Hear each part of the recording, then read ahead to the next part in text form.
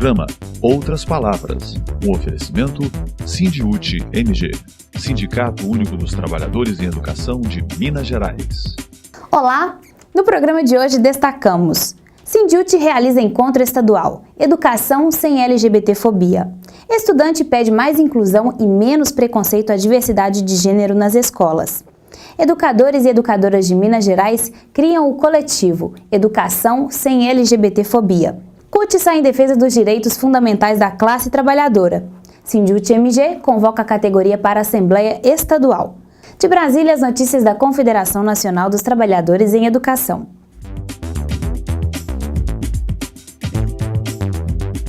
Educação em debate. Educação sem LGBTfobia. Com essa temática, o Sindicato Único dos Trabalhadores em Educação de Minas Gerais realizou, dia 10 de setembro desse ano, esse encontro que colocou em debate demandas da pauta LGBT. O evento reuniu mais de 150 pessoas, entre educandos e educadores, e dessa iniciativa nasceu o coletivo LGBT do sindicato em âmbito estadual.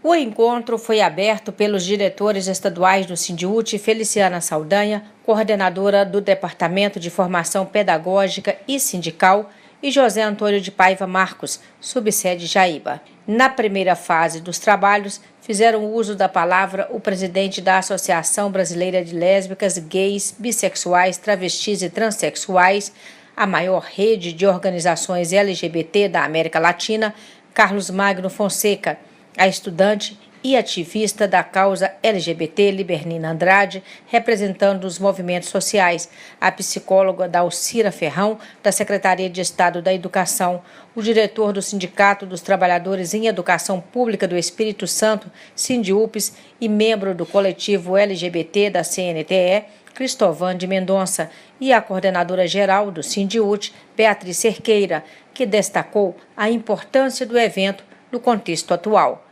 Finalmente, a gente consegue se articular para este debate, para a articulação do coletivo, e acho que vem num momento muito importante, porque nós estamos vivendo, e acho que se intensificará, um processo de ataques à nossa categoria, de ataques às políticas públicas, de ataque à escola pública, a tudo que é público, e à pauta do respeito à diversidade, do respeito a cada um de nós, como nós somos.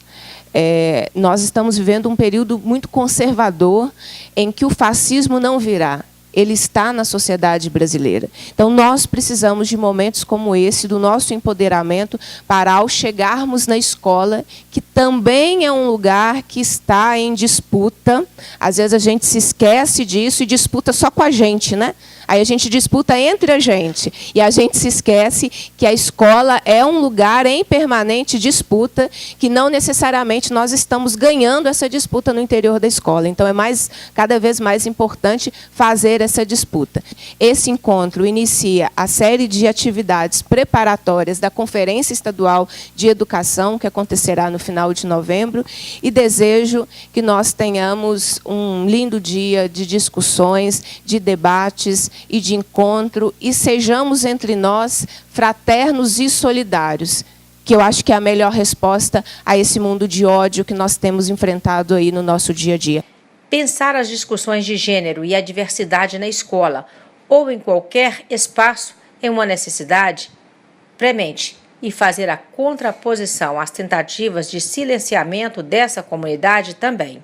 E o Sindiúti, ao fazer esse encontro, contribuiu na discussão de uma política educacional para esses grupos que estão à margem da sociedade. Por isso, a sua iniciativa de promover o encontro Educação sem LGBTfobia foi bastante elogiada por todos aqueles que participaram do evento. Eles pediram ao sindicato que continue a pautar essa discussão, que precisa ganhar cada vez mais dimensão nas escolas e na sociedade. A estudante e ativista da causa LGBT, Libernina Andrade, representando os movimentos sociais, ressaltou a iniciativa do Sindiúti MG e pediu mais respeito à liberdade de gênero e uma escola mais inclusiva em Minas. Hoje, o principal direito que a gente tem desrespeitado é o direito ao uso do nome, que é popularmente conhecido como nome social, mas eu digo que é o nosso nome verdadeiro, a nossa identidade é o nome que a gente escolheu ser chamada. As pessoas travestis trans escolheram um nome que condizem com a realidade atual delas, com a identidade de gênero delas, e isso é muito desrespeitado dentro das escolas públicas atualmente. E também o uso do banheiro com o gênero com o qual a gente se identifica são as principais faltas de respeito que a gente passa, que a gente sofre, e, consequentemente, a principal falta de respeito a gente é a falta de educação que a gente sofre com isso, que, por esses motivos, a gente não pode frequentar a escola, a gente se vê obrigada a ter que sair da escola por não ter a nossa identidade de gênero respeitada. Em relação a esse encontro, né, esse primeiro encontro de educação sem LGBTfobia, que avaliação você faz dessa iniciativa? Eu fico muito feliz, muito contente por esse evento, esse encontro, para debater sobre LGBTfobia dentro das escolas. Estava faltando isso, estava demorando, e finalmente a gente vai ter esse debate, vai ter essa discussão com os professores, para que cada vez mais a gente fale sobre isso e isso fique esclarecido, porque o que acontece com o preconceito, com todos os preconceitos, é justamente essa falta de informação, essa ignorância. E a gente só vai combater esses preconceitos, esses ódios, quando a gente discutir isso, quando a gente falar sobre isso e mostrar que é algo tão natural como qualquer outro assunto. A iniciativa do Sindiúti de promover o encontro foi bastante elogiada pelo presidente da Associação Brasileira de Lésbicas, Gays e Bissexuais, Travestis e Transsexuais, Carlos Magno. Esse encontro, para mim, ele é histórico, né? Porque é o momento onde a categoria dos professores e professoras discute a questão do combate à LGBTfobia e, fundamentalmente, tira uma ação e organiza um coletivo para que esse debate seja permanente da escola. Eu acho que, infelizmente, a escola ainda é um espaço de muito preconceito e violência à população LGBT. Então, nós precisamos cada vez mais fazer esse debate do respeito à diversidade dentro da escola e convencer e sensibilizar os professores e professoras para que construam um ambiente mais acolhedor à população LGBT. Porque senão nós vamos ter uma escola que, ao invés de receber o LGBT, está expulsando a nossa população. Uma outra coisa, Carlinhos, que se discutiu durante este encontro foi justamente essa união, a discussão com a sociedade, com os pais e a formação de um coletivo que coloque em debate a reflexão sobre o direito de todos e todas nas escolas públicas. Você acha que para esse debate acontecer, se ampliar, o que é hoje imprescindível, principalmente no ambiente das escolas, envolvendo os alunos e os professores? Eu acho que esse seminário ele apontou uma questão muito importante, reunir professores, movimentos sociais e o poder público para discutir saídas e ações, estratégias para que a gente possa construir uma escola muito mais acolhedora e sem preconceito nenhum. Então é preciso que o ambiente escolar ele seja acolhedor e que ele possa respeitar essa diferença. Só assim nós vamos ter realmente uma escola democrática e inclusiva. A representante da Secretaria de Estado da Educação, Dalcira Ferrão, também defendeu uma escola plural e que respeite a diversidade de gênero. Esse encontro ele tem extrema relevância para a gente pensar a política de educação voltada para a população LGBT. Iniciativas como essa do Sindiúti vêm para fortalecer e não só também aproximar esse diálogo junto à Secretaria de Educação, para que a gente possa implementar ações voltadas para a população LGBT e garantindo seus direitos dentro da escola, com dignidade, com respeito às diferenças. Quando você fala em ações, você inclusive já desenhou aqui algumas possibilidades que a Secretaria estuda, algumas resoluções. Gostaria que você contasse para a gente o que vem por aí em termos de novidades que vai garantir essa dignidade. A Secretaria de Educação ela já está em fase de planejamento das ações de formação em gênero e diversidade para as escolas estaduais. Estamos fazendo o deferimento das solicitações que são formalizadas de pedido de uso de nome social para estudantes transexuais e travestis das nossas escolas públicas, em especial do ensino médio e da EJA. E estamos já tramitando também as discussões em relação à resolução do nome social na educação. O diretor do Sindiúpes e membro do coletivo LGBT da CNTE, Cristovan de Mendonça, ressaltou que essa pauta precisa ganhar mais dimensão nas escolas e na sociedade. O Sindiúte está de parabéns por esta grande e importante iniciativa. Os educadores mineiros estão de parabéns pela qualidade do debate que foi feito aqui hoje. Pelas intervenções, a gente percebeu com muita nitidez que os educadores estão comprometidos com uma educação que seja verdadeiramente democrática, uma educação que seja inclusiva a esse público tão discriminado nas escolas. Então, parabéns ao Sindiúte, parabéns aos educadores. Se você tivesse que fazer alguma contribuição de forma bem efetiva para a escola, o que você diria hoje a esses educadores que eles precisam se ater a um discurso que não pode deixar de ser feito no ambiente escolar? O que você diria?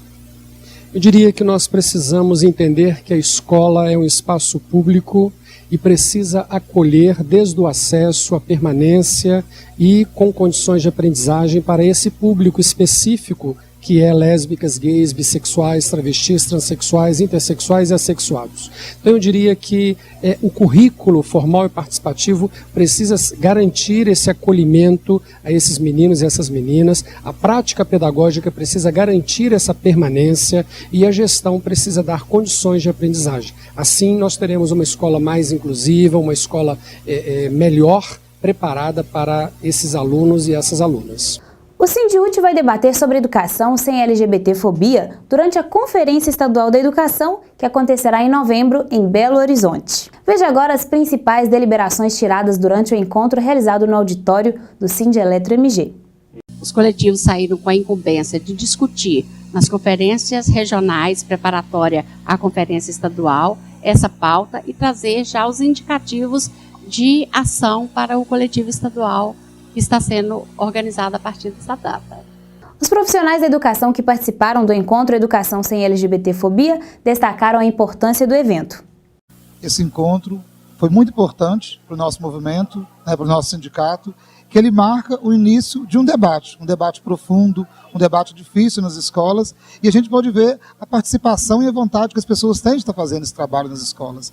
E às vezes não aconteceu ao longo desse período, e que agora a gente vê despontando enquanto uma oportunidade única de debater o tema sobre a questão do LGBT, a questão do preconceito dentro das escolas, não só dos educadores, mas também dos nossos alunos que estão sofrendo nas escolas sem ter uma identidade, sem ter a que recorrer.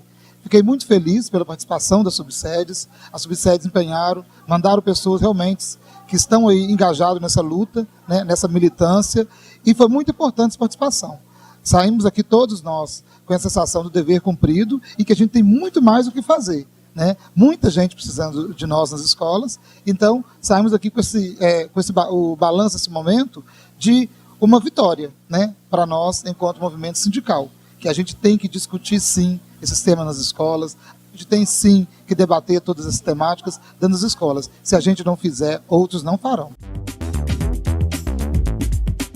Bancários colocam fim à greve e destacam que a luta foi válida. Momento CUT Minas.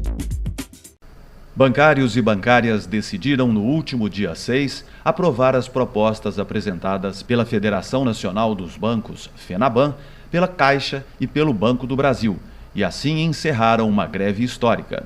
A greve, marcada pela grande adesão e enfrentamento às intimidações dos bancos, garantiu avanços nas mesas de negociação à categoria.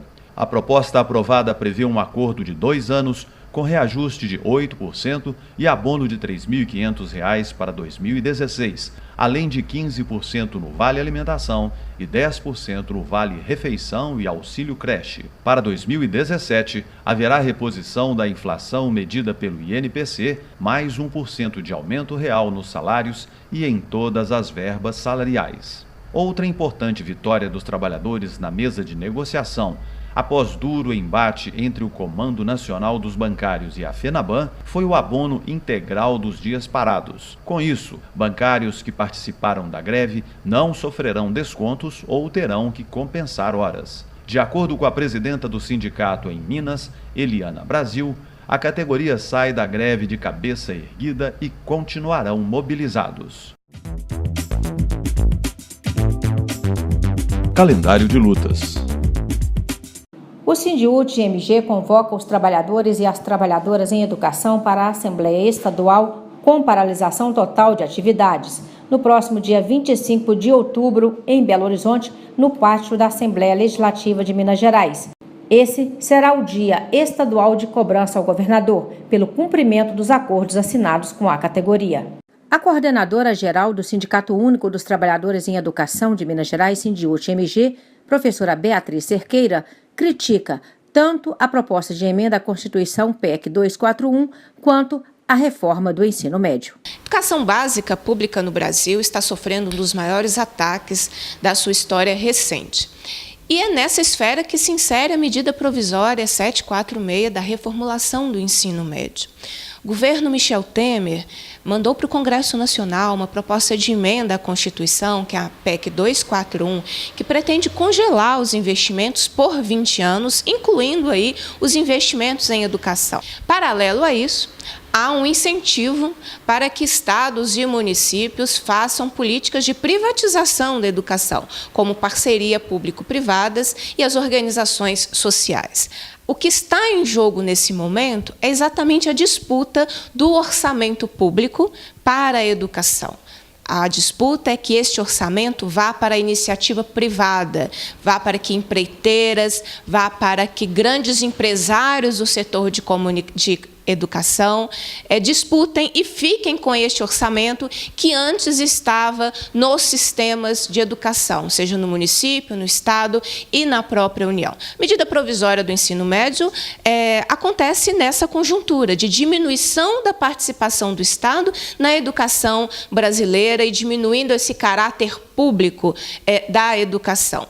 Primeiro, a questão que se deve criticar é o instrumento, como que um assunto de uma complexidade, de um processo que tem que envolver as universidades, os profissionais da educação e a comunidade escolar como um todo, como que essa reformulação acontece por medida provisória, que é um ato do presidente e que só depois será feito o debate no Congresso Nacional. O Congresso Nacional, que nós já conhecemos, que lamentavelmente vota de acordo com seus interesses privados e não com os interesses da maioria da população. A segunda grande crítica que é necessária que se faça deste processo é a desqualificação do conjunto de disciplinas ofertadas no ensino médio. Por essa medida provisória, dá-se uma ideia de que o essencial é o português e a matemática e tudo mais é supérfluo e não precisa ser obrigatoriamente ofertado aos estudantes durante todo o período que ele estiver no ensino médio. Isso é um ataque ao direito à educação. O adolescente ele tem o direito de ter acesso a todo o conteúdo. As críticas que nós fazemos ao atual ensino médio não podem ser resolvidas retirando do adolescente o direito a uma educação pública e de qualidade. Terceiro, a ideia da retirada de disciplinas como educação física, sociologia, filosofia e artes, que saíram, sim, da obrigatoriedade do ensino médio. Seria uma situação cômica, se não fosse tão trágica, explicar ao mundo como que depois do Brasil sediar Olimpíadas, sediar Copa do Mundo, Copa das Confederações, retira a educação física da escola básica no momento exatamente que o adolescente mais precisa. A educação física é tão importante como as demais disciplinas. O Brasil, os municípios, os estados não ofertam políticas para a juventude. E essa retirada de disciplinas, como está acontecendo no ensino médio, é um forte ataque. A outra questão que merece a crítica é essa ideia da escola de tempo integral. Ela é falsa. Porque de todas as horas do ensino médio, nem toda jornada é obrigatória. Parte é obrigatória e parte não é obrigatória, e aí que se inseriria a questão de tempo integral. Sem contar que as escolas hoje não têm a estrutura, se fosse acontecer uma educação de tempo integral no molde do que nós sempre defendemos. Não há estrutura nas escolas, o que acontecerá será mais uma vez a superlotação das salas de aula do ensino médio. A outra questão é que não há garantias de investimento. Ao mesmo tempo que o Estado propõe uma mudança no ensino médio, o Estado propõe limitar, congelar os investimentos na educação. Então, não há garantias de investimento no ensino médio, e isso será jogado para que estados resolvam esta questão. Da mesma forma, a ideia das 5 áreas que seriam ofertadas nas escolas, não há garantia das 5 áreas. Fica discricionário para que os sistemas decidam. Enfim, essa é uma proposta que, lamentavelmente, vem no mesmo perfil do que tem sido esse governo, de forma autoritária, sem diálogo algum, com nenhuma parte envolvida no processo, e que visa também diminuir o direito à educação que adolescentes têm que ter, limitando, colocando no mínimo, no básico, aquilo do que o adolescente tem o direito de ter como educação pública de qualidade. Qual é a nossa saída? Conversar exatamente com quem está sendo atacado, que é o aluno, que é a comunidade escolar. É preciso que nós, em todas as nossas escolas, propiciem debates sobre essa reformulação, os prejuízos que ela trará à escola. É preciso que a gente se alie à universidade neste debate para que nós possamos impedir que tantos retrocessos aconteçam. E, por fim, há um ataque, mais um ataque à nossa profissão. Quando a medida provisória trabalha com a ideia de não ser necessário concurso público e trabalha com a ideia do professor de notório saber. Isso é uma tentativa objetiva da desqualificação, da desprofissionalização do professor. Não existe notório saber na medicina. Você não vai ter notório saber na engenharia, na odontologia. Eu, com notório saber, não posso entrar num fórum e exercer a função de um juiz. Então, por que é na educação que todo mundo pode entrar numa sala de aula e exercer o papel do professor? A nossa profissão merece respeito, a nossa profissão é essencial ao desenvolvimento de uma sociedade ou ao atraso dessa sociedade, quando você precariza a escola, a educação, como que nós estamos vendo nesse momento. A saída é o diálogo com a comunidade e a nossa resistência coletiva. Quem luta, educa. A Secretaria de Estado da Educação informou ao Sindiúti-MG que um novo lote de nomeações foi publicado no Diário Oficial no dia 8 de outubro. De acordo com a Secretaria, o novo lote contemplou 2.500 nomes. São 1.500 candidatos do edital de janeiro de 2011 e 1.000 do edital de abril de 2014.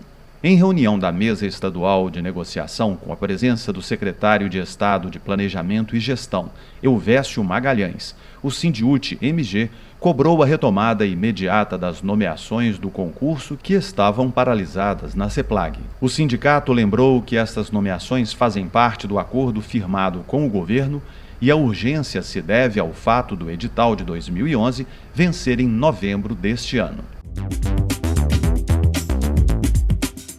Escola sem partido é o fim. Escola sem partido não faz da luta por uma educação que dialoga, que pensa e que faz refletir. Sabe agora a opinião do presidente da CNTE, Roberto Leão, sobre esse projeto. Escola sem partido, ela não é cabível numa sociedade democrata. Escola sem partido, na verdade, é a escola do partido único. É a escola do partido daqueles que entendem educação como alguma coisa, eles sim, querem dogmática, alguma coisa que não permite o debate de ideias, alguma coisa que não permite a discussão, não é? A escola sem partido é, na verdade, uma tentativa de calar o professor, de impedir o diálogo que é fundamental na formação dos nossos alunos. Eles querem que a escola forme robôs, que as crianças saiam dali sem saber o mundo que vão encontrar do lado de fora. Ou melhor, sabendo sim a visão deles e não tendo tido possibilidade de discutir o contraditório, de refletir sobre outras opiniões. Saiba agora a opinião do presidente da Associação Brasileira de Lésbicas, Gays e Bissexuais, Travestis e Transsexuais, Carlos Magno, sobre esse projeto. É um absurdo, na verdade eles querem calar a comunidade escolar, né, os educadores, porque não existe educação sem senso crítico. Então, na verdade, é uma ofensiva ao setor conservador que quer tirar o caráter democrático, reflexivo da escola, e isso não pode acontecer. Momento CNTE. Vamos a Brasília com as notícias da CNTE. A Confederação Nacional dos Trabalhadores em Educação, CNTE, participou de ato em defesa da Petrobras e do pré-sal em frente ao Congresso Nacional em Brasília. O evento foi pontuado por discursos a favor da estatal e de rejeição ao projeto de lei 131 de 2015 aprovado no Senado. Esse ato ele é mais do que em favor da Petrobras, ele é em favor do povo brasileiro. A Petrobras ela tem um mérito, através da competência de seus técnicos, de termos descoberto a maior província petrolífera do mundo nos últimos períodos. E nós queremos transformar os benefícios dessas riquezas em favor da população. E é isso que essa casa, a Câmara dos Deputados, quer votar exatamente o contrário e que a gente não pode permitir. Com 40 votos a 26, o Senado aprovou no dia 25 de fevereiro deste ano o fim da participação obrigatória da Petrobras na exploração de petróleo nas camadas do pré-sal. O PLS do senador José Serra tramitava em regime de urgência e segue agora para a Câmara dos Deputados. O interesse, o objetivo fundamental é a quebra da operadora única, depois a quebra da partilha e a quebra da produção vertical da Petrobras. O que significa isso? A Petrobras hoje vai do poço, do petróleo, até o posto, produzindo produtos químicos, distribuindo combustível, produzindo combustível. Eles querem acabar com isso para que nós voltemos à situação de apenas de exportação de petróleo e gás. Isso é voltar lá ao Brasil colônia. Isso nós não podemos. E isso implica em prejuízo dos recursos para a educação no Brasil. De acordo com a lei atual, a Petrobras deve atuar como operadora única dos campos do pré-sal, além de possuir participação obrigatória de no mínimo 30% nos grupos de exploração e produção. A Lei 12.858, aprovada em 2013, especificou que 75% dos recursos do pré-sal deveriam ir para a educação e 25% para a saúde. A secretária de Assuntos Municipais da CNTE, Selene Miquelin, falou sobre as perdas dos repasses caso a lei seja aprovada. A CNTE entende que várias conquistas se perderão. Esse projeto retira a exclusividade da Petrobras sobre a exploração do petróleo. No momento em que perde a exclusividade, isso pode passar para empresas privadas. Passando para as empresas privadas, se perde, em primeiro lugar, a autonomia brasileira e, em segundo lugar, os recursos financeiros. Só no campo de Libras, por exemplo, se esse projeto for aprovado, a educação perde 50 bilhões. Então, a nossa luta hoje é muito grande para que esse projeto não seja aprovado, para que não se perca o dinheiro, não se perca o financiamento para a educação e também para a saúde. Obrigada pela sua audiência. Fica agora com o nosso quadro de humor.